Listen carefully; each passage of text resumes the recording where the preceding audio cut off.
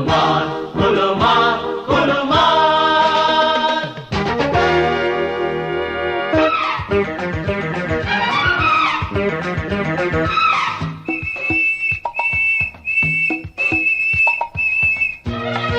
എടി ഇന്നലെ maths test paper അല്ലായിരുന്നോ? നീ എല്ലാം എഴുതിയോ? നീ ഇപ്പൊ വന്ന് ഇന്നലത്തെ എക്സാമിന് എനിക്ക് എല്ലാം എളുപ്പമായിരുന്നു. പക്ഷെ എനിക്ക് മൂന്നാമത്തത് ചെറിയൊരു ഡൗട്ട്. നീ എന്താ മൂന്നാമത്തെ എഴുതിയ?